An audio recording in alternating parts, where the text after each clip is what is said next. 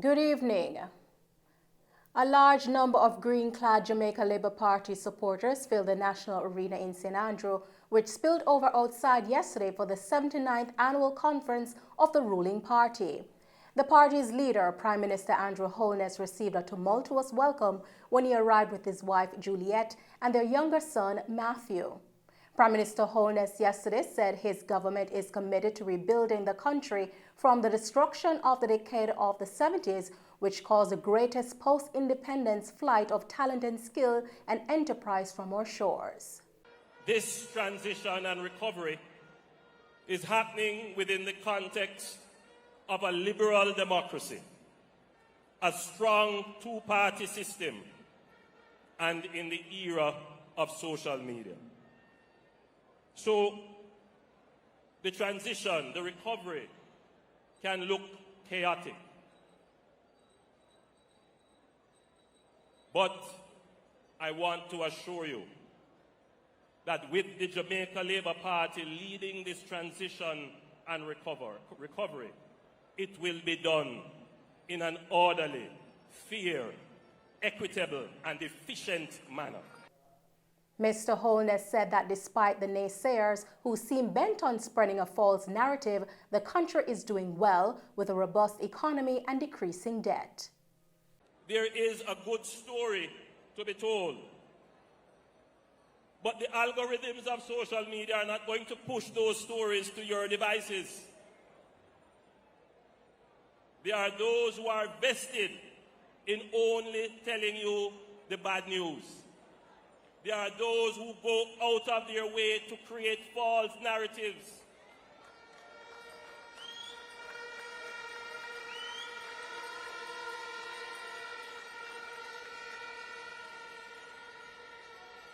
There are those who go out of their way to plan protests and demonstration and try to pass them off as organic, and the people see right through it.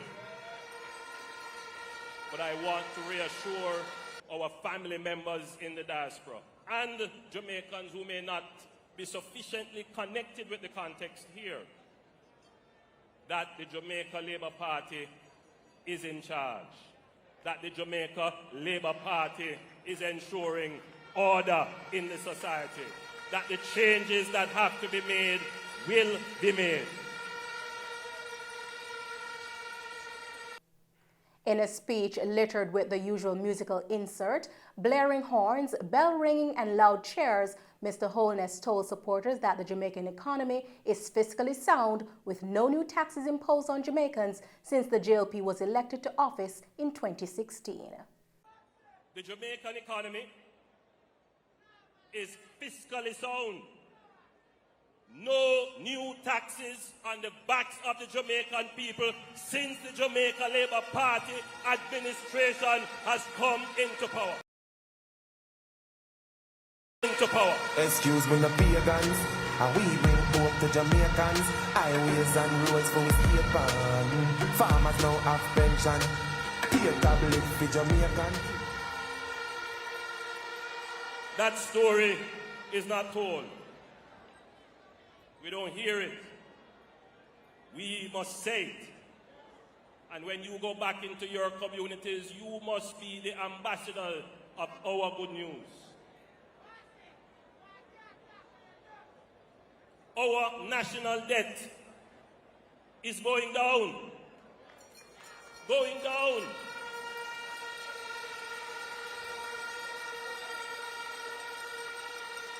We are the only country in this region that can say that after COVID, our debt is trending downward.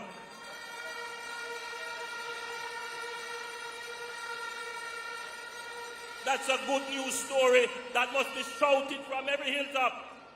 But you don't hear that said often enough. What does that mean, that our debt is going down? It means we have more financial space to spend on the people of the country.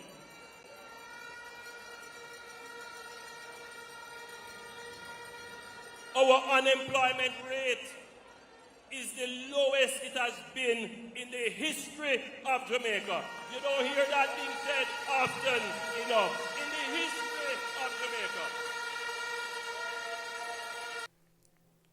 The annual conference, which was being held for the first time since the novel coronavirus pandemic, had diplomats as special guests who, like the frenzied supporters, listened as the party's General Secretary and Deputy Prime Minister Dr. Horace Chang, Chairman Robert Montague, and Tourism Minister Edmund Bartlett spoke of the government's achievements. The worst disruption the world ever saw, the COVID-19 pandemic. Everybody went into zero mode of action, and every hotel was closed. Every airport was closed. Everybody stopped work, and we in Jamaica started to work. Because we had a job to recover fast, to recover better, and to recover stronger.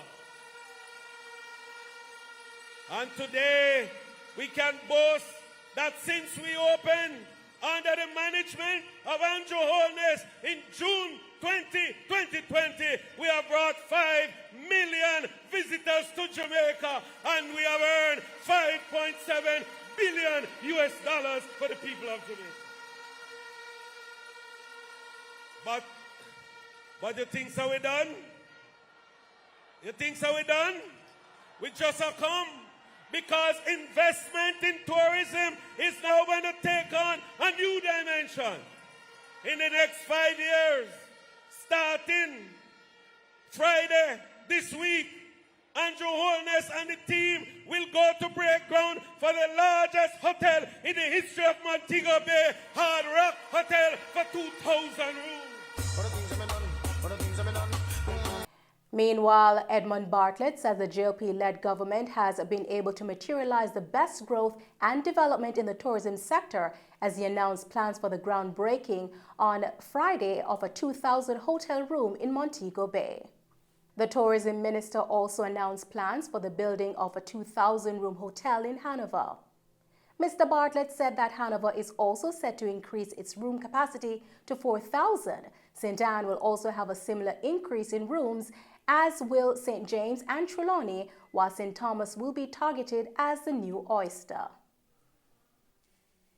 In Green Island, 2,000 rooms under construction now. Rhodes Hall, another 1,000 rooms in Hanover. 4,000 rooms just for the parish of Hanover alone. 3,300 rooms for St. James. 4,100 more rooms for St. Anne. Trelawney, 3,000 rooms. St. Mary, Portland, and the new and exciting destination we are now creating, given the word of Andrew Holness. Go and expand. Bring new areas into work and activity. So St. Thomas is a new oyster. That's where the next wave of tourism is going to come. So what does that mean? Since I only have 2 more minutes. What it means is in the next 5 years, 45,000 new jobs will be created in the tourism industry, both construction and otherwise. And during the GLP conference yesterday, the party's General Secretary and Deputy Prime Minister Dr. Horace Chang, in his address, in speaking about the government's achievements, said that more than 70 guns had been retrieved by the police, as well as some 2,000 rounds of ammunition in the gun amnesty, which ended on Saturday night. The legislation we brought across the table included the zones of special operation to get into communities, provide services, improve the quality of life and the environment while making them secure across Jamaica. We are bringing a new Firearms Act designed to ensure that criminal gunmen who are damaging our people and killing our people, when they are apprehended, they will be put away for life. But we gave them a chance. Ending yesterday, midnight last night, anyone with an illegal gun could hand them in. And no questions asked. We got 70 firearms and 2,000 rounds. A good turnout. Now, our policemen and women, supported by the Army and the other divisions of the security force, can go out there, work hard, apprehend the criminals, and they know they'll be put away and taken off the street and no longer pose a threat to the people of this country.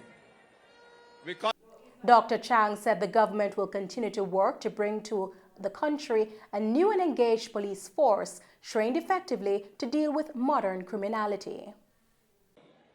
It is the decision of the government led by Andrew Michael Honis that took a strategic position on security because we care about our people and we want to protect them. It was this government that, in seeing the strategy and the problems out there, decided one must build a strong law enforcement architecture to fix the challenge of our police force. We needed new legislation, and at the same time we have to ensure we provide opportunity and service for those in challenged communities. The triangle of activity designed to restore our public order, public safety, and ensure that the country is secure because we care. We give our people, protect and secure the nation at this point. We inherited a legacy that was a disaster. Police stations were almost non-existent. Police officers were falling to the floor. They had no communication. They had no mobility. They could not respond to the call of the people when faced with criminal activity. We have to fix that, and we are moving aggressive to do so. COVID intervened, but we'll continue to bring to the country a new and enlightened and enlarged police force, trained effectively to deal with modern criminality. It involves hardcore gunmen to hackers in the computer system. In the meantime, President of the People's National Party, Mark Golding, has lashed out at the government of Jamaica, which he says is using state of emergencies as a crime-fighting tool, but ends up breaching the rights of the Jamaican people.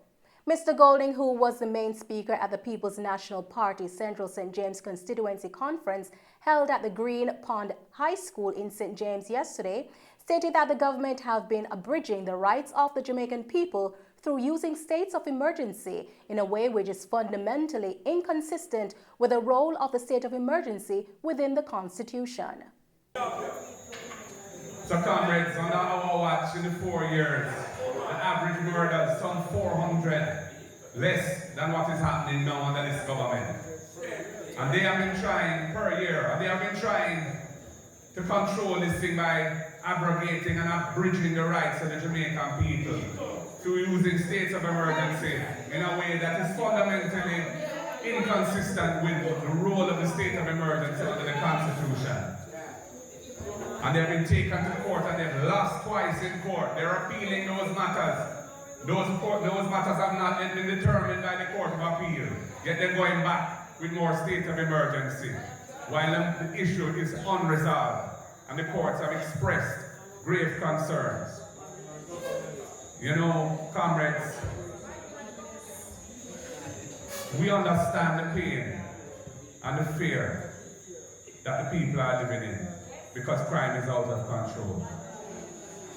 But you know, the way to solve it is not by abusing the Constitution or imposing measures which are not in keeping with the general rights that have been fought for over many, many years, centuries in fact, to take us where we are now.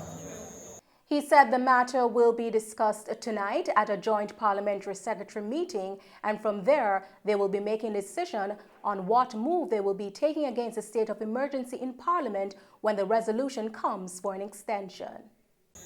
We are going to be discussing this issue tomorrow night at a joint parliamentary executive meeting, and we will take our decision as to what we will do on Tuesday in the House when the resolution comes to extend the state of emergency.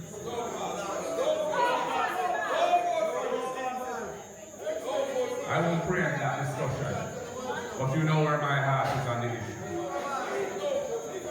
Comrades, the people of Jamaica need an honest government, a government led with integrity, a government which believes in accountability when they are given power for the power that they are given, and that the resources of the people must be used for the people. We are going to focus on the issues that are affecting the masses of the Jamaican people and holding our people back. The failure in the education system, the early childhood and primary school system, where some 30 to 40% of children end up entering secondary school without the basics of reading and writing and arithmetic. That is why those same children struggle through secondary school. Many of them drop out. Many of them finish with no subjects. And what happens to them? They are people, they want to be somebody too. And the world that they go into is a world which don't rate people who don't have any subjects. So they end up going down the wrong pathway. We can't develop our country like that. The government of Jamaica has declared a state of emergency which took effect last Tuesday, and this comes following an increase in murders across Jamaica. Up to November 16, Jamaica recorded 1,363 murders, and this is a 5.9% increase compared to the 1,287 murders which were reported over the corresponding period last year. In other news this evening, a 5-year-old boy was shot and killed and his father shot and injured during a drive-by shooting at a funeral service being held in the Johns Hall, St. James area yesterday. Another man was also shot and killed in the incident. The child has been identified as 5-year-old Tavoy Cummings of Grange Hill, Westmoreland. The other deceased, who was previously identified, is 27-year-old Samuel Shaw, otherwise called Al-J. Investigators have confirmed that the child's father is presently still in hospital in critical condition, while his mother, who was also in the vehicle, managed to escape unhurt.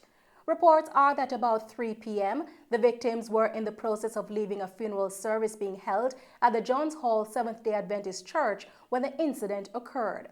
They were about to board a white Toyota Axiom motorcar when men traveling on board another motorcar drove up and opened fire, hitting the father and child and Shaw. The gunmen opened fire on the vehicle, hitting Devoy, who was allegedly in his father's arms, along with his father and Shaw. His mother managed to escape without injuries. The wounded victims were rushed to the Cornwall Regional Hospital, where Tavoy and Shaw were pronounced dead and the wounded father treated and admitted in critical condition. And Mello TV News will bring you more on this developing story in subsequent newscasts. Various agencies within the parish of Westmoreland joined forces on Saturday and staged a peaceful march targeting crime and violence against children within the parish and across Jamaica. The march, which was held in Savannah Lamar, was endorsed by Custis of the parish of Westmoreland, Hartley Perrin, and the Child Protection and Family Services Agency, the CPFSA. Custis Perrin stated that their aim is to reach out against violence affecting the public in general, but more so children within the parish of Westmoreland. And this march is calling attention of all Jamaica, but especially Westmoreland, to the violence that is affecting all of us, but today especially the violence that is affecting our children in our neighborhood. And so the children are being educated in terms of what steps they can take, in terms of calling 211 in the event that they feel a sense of being abused within the context of their own homes. And what we're doing is commemorating or just remembering those who were so unfortunate as to have been killed violently by persons who have abused them. And so the Office of the Custos would want to identify with the law-abiding citizens towards reducing or eliminating violence, especially as it relates to children. He said it is a challenge for children who are abused by parents to receive assistance. It's quite a challenge because, as one of the skits was able to convey, that parents sometimes feel a sense of feeling that they can abuse their children because they are the ones who are meeting the expenses. And if the abuser happens to be the father and he is a breadwinner, the wife or the partner is usually reluctant to tell the public or to tell anyone what has been happening because of fear that if the breadwinner is no longer within the family, then everything is going to crash. And so it's a delicate situation where we need to make ourselves independent of each other so that if one person drops out of the situation, then life continues because there are other support systems that will be able to assist family in crisis like that. Anything else you'd like to add, sir? Just again to appeal to all the citizens of Westmoreland to end the violence.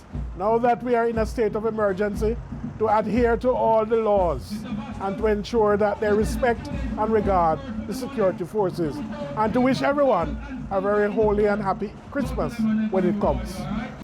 Regional Director for the Western Region of the CPFSA, Eric Vassell, related that they have an initiative that is being organized by the agency, and this is seeking to educate the public about how it can stop the silence against violence being committed towards children. We have like our National Children's Registry, right? They are the group of people who capture that data, right? In Westmoreland, we have about 40 odd children who were victims of physical abuse, right? In the entire Western region, we have 24 children who have died as a result of traumatic circumstances and violence against children, right? There's also about 56 cases of sexual abuse, and we're talking about what has happened over the period of October to now, October 2021 to October 2022.